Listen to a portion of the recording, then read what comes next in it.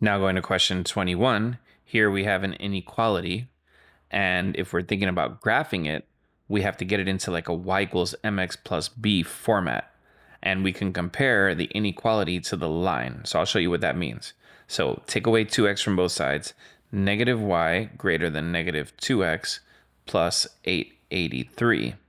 Now we can multiply by negative 1 and we'll get y and we'll get positive 2x and we'll get negative 883.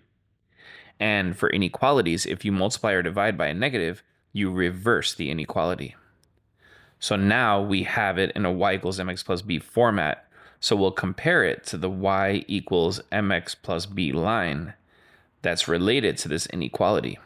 So just imagine you have an xy axis, and if this is y is mx plus b, then our b is negative 883, and our slope is 2. So it's going up 2 over 1 in terms of the slope. But it would help an awful lot to know where the x-intercept is. Now, the x-intercept is the place where y is 0, and the y-intercept is the place where x is 0. So if we want the x-intercept here, we'll make y 0, and then we'll solve. Add the 883 to the other side. Divide by 2, and you'll get 441.5.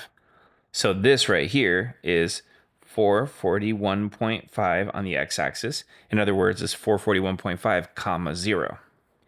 So for greater than and less than, you want to have a dashed line. So that's this line right here. And because it's less than, we're shading below. So let's just imagine that. If we shaded below all of this, generally speaking, it looks like that. And what we're saying is that we cannot have a point that's on this line. If you're on the line, you're not in the solution set, because the solution set is defined as the collection of all points that are below that line. So you can't be on the line, but you can be a hair below it. And let's think about how, if the slope is 2, well, that slope of 2 really means it's 2 over 1. So if we want to know where's the next point that continues beyond this x-intercept, we would go up 2 and over 1. And so this point right here would be 442.5, comma 2, because we went up by 2 and over by 1. And we can kind of keep doing this. We can go one more to the right, so 443.5, and up by 2 more, so 4 for the height there.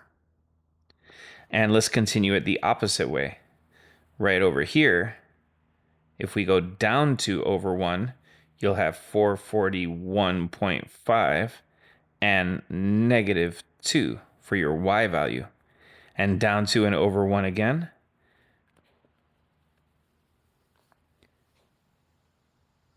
Down 2 and over 1.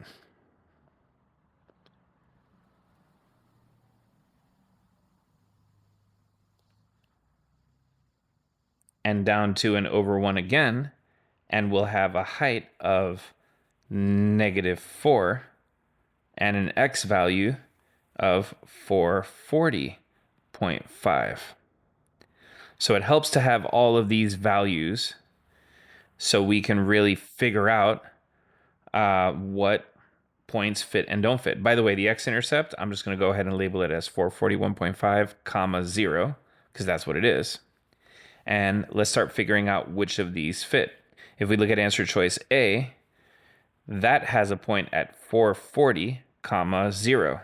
So 440 would be around here. It would have a height of 0, and it would be left of 441.5. So we know that that doesn't work.